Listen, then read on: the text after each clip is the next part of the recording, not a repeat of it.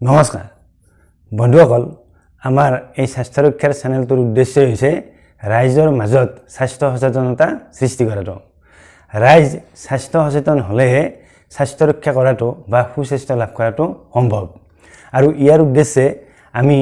মানুহৰ পৰিপুষ্টি সম্পৰ্কীয় বা বিভিন্ন ৰোগৰ কাৰণ সম্পৰ্কীয় ভিডিঅ'বোৰ দি আহিছোঁ। আজি আমি মানুহৰ পেপটিক আলচাৰ বা পেটৰ আলচাৰ সম্পৰ্কে কিছু কথা পাতিম। কিয়নো আমাৰ দেশত এই গ্যাস্ট্ৰিক আলচাৰ বা পেপটিক আলচাৰ বহুতো মানুহৰ হোৱা দেখা যায় আৰু বহুতো মানুহে এনে গ্যাস্ট্ৰিক আলচাৰ বা পেপটিক আলচাৰত ভুগি থকা দেখা গৈছে। গতিকে আজি আমি গ্যাস্ট্ৰিক আলচাৰনো কি আৰু এই গ্যাস্ট্ৰিক আলচাৰ বা পেপটিক আলচাৰ কিয় হয়, গ্যাস্ট্ৰিক আলচাৰ আমি কি উপায়েৰেনো নোহোৱাকৈ ৰাখিব পাৰোঁ বা প্ৰতিৰোধ কৰিব পাৰোঁ সেই বিষয়ে আজি কথা পাতিম। গতিকে বন্ধুসকল ভিডিঅ'টি আপোনালোকে শেষলৈকে চাব বুলি আশা কৰিলোঁ আৰু ভিডিঅ'টি চাই যদি আপোনালোকে উপকৃত হ'ব বুলি ভাবে তেনেহ'লে ভিডিঅ'টিত লাইক এটা কৰিব। লগতে ভিডিঅ'টি আপোনালোকৰ লগ বন্ধুৰ মাজত বা পৰিয়ালৰ মাজত শ্বেয়াৰ কৰিব বুলিও আশা কৰিলোঁ। গতিকে আহকচোন বন্ধুসকল আজি আমি গ্যাস্ট্ৰিক আলচাৰনো কি আৰু গ্যাস্ট্ৰিক আলচাৰ হ'লে কি কি লক্ষণে দেখা দিয়ে, গ্যাস্ট্ৰিক আলচাৰ কিদৰে প্ৰতিৰোধ কৰি ৰাখিব পাৰি বা গ্যাস্ট্ৰিক আলচাৰত ভুগিলে কিদৰে চিকিৎসা আৰম্ভ কৰিব লাগে সেই বিষয়ে আজি আমি ডিটেইলছত কথা পাতিম। প্ৰথমে আমি কথা পাতিম গ্যাস্ট্ৰিক আলচাৰ বা পেপটিক আলচাৰ মানেনো কি। আমাৰ পেটৰ ভিতৰত মানে পাকস্থলীৰ ভিতৰত বা ইণ্টেষ্টাইনৰ ভিতৰত এটা লাইনিং থাকে, এটা পাতল আৱৰণ থাকে। সেই আৱৰণটোত যদি ঘাঁ হয় বা সেই আৱৰণটো যদি দুৰ্বল হৈ পৰে তেতিয়া সেই ঘাঁ হোৱা বা দুৰ্বল হোৱা ঠাইখিনিকে গ্যাস্ট্ৰিক বা পেপটিক আলচাৰ বুলি কোৱা হয়। আৰু যদিহে আমাৰ ক্ষুদ্ৰান্তৰ আৰম্ভণিতে বা আমাৰ পাকস্থলীৰ শেষৰ ফালে সেই ক্ষুদ্ৰান্তৰ আৰম্ভণিতে তাতো যদি আমাৰ এনেকুৱা ঘাঁ হয় তেতিয়া তাক ডিউডেনেল আলচাৰ বুলি কোৱা হয়। আৰু গতিকে এই ষ্টমাকত হোৱা আলচাৰ বা ডিউডেনামত হোৱা আলচাৰ গোটেইখিনি আলচাৰকে মিলি পেলাই গ্যাস্ট্ৰিক আলচাৰ বা পেপটিক আলচাৰ বুলি কোৱা হয়। আৰু এনে গ্যাস্ট্ৰিক আলচাৰ বা পেপটিক আলচাৰ হ'লে মানুহৰ কিছুমান লক্ষণে দেখা দিয়ে। আৰু এই লক্ষণবোৰ হৈছে প্ৰথম অৱস্থাত মানুহৰ টেঙা পানী হোৱা, বুকু জ্বলা পোৰা কৰা বা তাৰপিছত যদি এই আলচাৰৰ কিছুদিন হৈ যায় তেতিয়া পেটৰ বিষ হ'ব পাৰে বা সোঁফালে ডিউডেনামৰ অংশত বিষ হ'ব পাৰে। আৰু তাতকৈ যদি এই আলচাৰ কিছুদিন পুৰণা হৈ যায় তেতিয়া মানুহৰ তেজ বমি হ'ব পাৰে বা ক'লা পায়খানা হ'ব পাৰে। এনেধৰণৰ কিছুমান লক্ষণে দেখা দিয়ে। আৰু এনেধৰণৰ লক্ষণে দেখা দিলে তেতিয়া বুজিব পাৰি যে মানুহজনৰ পেপটিক আলচাৰ বা ডিউডেনাম আলচাৰ হৈছে। গতিকে এনে লক্ষণৰ ভিত্তিতে আচলতে মানুহে চিকিৎসকৰ কাষ চাপিব লাগে। আৰু চিকিৎসকৰ কাষ চাপিলে চিকিৎসকে ভালদৰে পৰীক্ষা নিৰীক্ষা কৰি গ্যাস্ট্ৰিক আলচাৰ হৈছে নে হোৱা নাই তাক ডায়েগনচিছ কৰি লয়। আৰু তাৰপিছত চিকিৎসা কৰিলে সম্পূৰ্ণ এনেধৰণৰ গ্যাস্ট্ৰিক আলচাৰ বা পেপটিক আলচাৰ ভাল হৈ যায়। এইবাৰ আমি কথা পাতিম এই গ্যাস্ট্ৰিক আলচাৰ বা পেপটিক আলচাৰ বা ডিউডেনাম আলচাৰৰ কাৰণনো কি, কি কাৰণতনো আমাৰ এনে ষ্টমাকৰ ভিতৰত বা ডিউডেনামত আলচাৰ হয়। আচলতে দেখা গৈছে যে হেলিকোবেক্টাৰ পাইলৰি নামৰ এবিধ বেক্টেৰিয়াৰ ইনফেকশ্যনৰ ফলতে আমাৰ এনে পেপটিক আলচাৰ বা ডিউডেনাম আলচাৰ হয়। অৱশ্যে কোনো কোনো ক্ষেত্ৰত চিকিৎসা বিজ্ঞানীসকলে কৈছে যে আমাৰ পেটৰ ভিতৰত যেতিয়া HCl অৰ্থাৎ হাইড্ৰক্লৰিক এচিডৰ পৰিমাণ বাঢ়ি যায় তেতিয়াও আমাৰ এনে গ্যাস্ট্ৰিক আলচাৰ হ'ব পাৰে। অৱশ্যে এই হেলিকোবেক্টাৰ পাইলৰিৰ ইনফেকশ্যনৰ ফলতে হোৱা বুলিহে আচলতে ডায়েগনচিছ কৰা হয় বা ট্ৰিটমেণ্ট কৰা হয়। আৰু এই হেলিকোবেক্টাৰ পাইলৰিৰ ইনফেকশ্যনৰ কিছুমান কাৰণ থাকে। আমাৰ পেটৰ ভিতৰত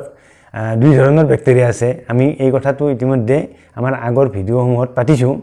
এবিধ বেক্টেৰিয়া হৈছে ভাল বেক্টেৰিয়া আৰু আন এবিধ বেক্টেৰিয়া হৈছে আমাৰ শৰীৰৰ কাৰণে অপকাৰী বেক্টেৰিয়া। গতিকে এই হেলিকোবেক্টাৰ পাইলৰি নামৰ বেক্টেৰিয়াবিধো আচলতে আমাৰ শৰীৰৰ বাবে বা আমাৰ সুস্বাস্থ্যৰ বাবে অপকাৰী বেক্টেৰিয়া। আৰু যদিহে আমাৰ শৰীৰত বা পেটৰ ভিতৰত এই হেলিকোবেক্টাৰ পাইলৰি নামৰ অপকাৰী বেক্টেৰিয়াবিধৰ পৰিমাণ বাঢ়ি যায় তেতিয়াও আচলতে আমাৰ এই পেটৰ ভিতৰত এনে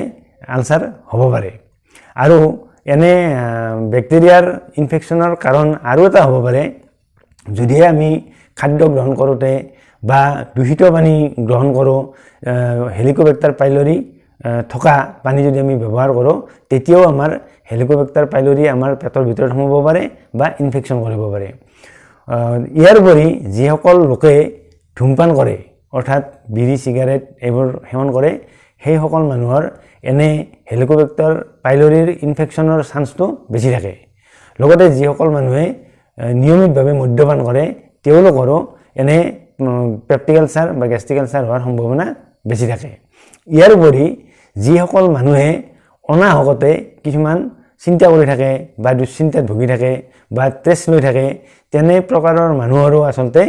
এনে হেলিকোবেক্টাৰ পাইলৰিৰ ইনফেকশ্যন বেছিকৈ হোৱাৰ চান্স থাকে বা গেষ্ট্ৰিক আলচাৰ হোৱাৰ চান্স বেছি থাকে গতিকে আচলতে আমাৰ পেপটিক আলচাৰ বা গেষ্ট্ৰিক আলচাৰৰ মূল কাৰণবিধেই হৈছে এই হেলিকোবেক্টাৰ পাইলৰিৰ ইনফেকশ্যন দেখা গৈছে যে পাকস্থলীৰ আলচাৰৰ ক্ষেত্ৰত 70% চান্স থাকে এই হেলিকোবেক্টাৰ পাইলৰিৰ ইনফেকশ্যন আৰু ডিঅ'ডানাম আলচাৰৰ ক্ষেত্ৰত 90% চান্স থাকে এই হেলিকোবেক্টাৰ পাইলৰিৰ ইনফেকশ্যনৰ কাৰণে হোৱা বুলি গতিকে আচলতে ক'বলৈ গ'লে আমাৰ এই গেষ্ট্ৰিক আলচাৰ বা পেপটিক আলচাৰৰ মূল কাৰণবিধেই হৈছে এই হেলিকোবেক্টাৰ পাইলৰিৰ ইনফেকশ্যন যিসকল লোকে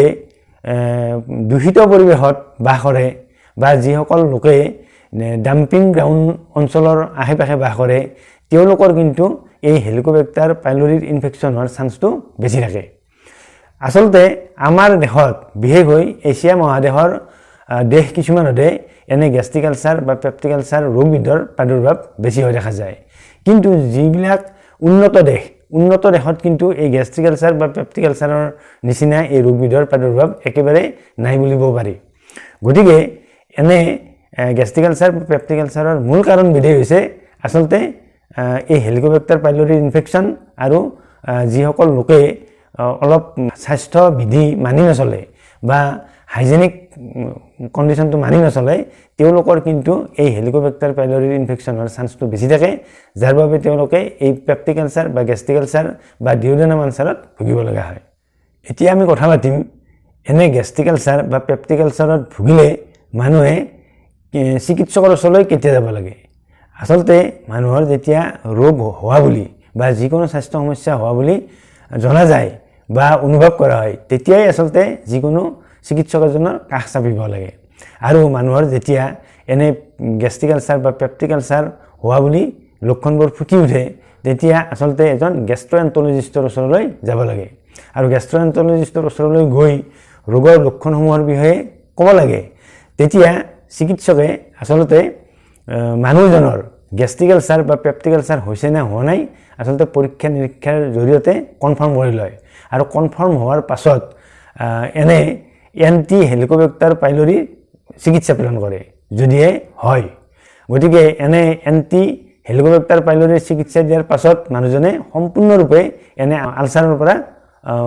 সম্পূৰ্ণ আৰোগ্য লাভ কৰিব পাৰে গতিকে মানুহে যেতিয়া এনে লক্ষণবোৰ দেখা দিয়ে বা গেষ্ট্ৰিক আলচাৰ হোৱা বুলি অনুভৱ কৰে বা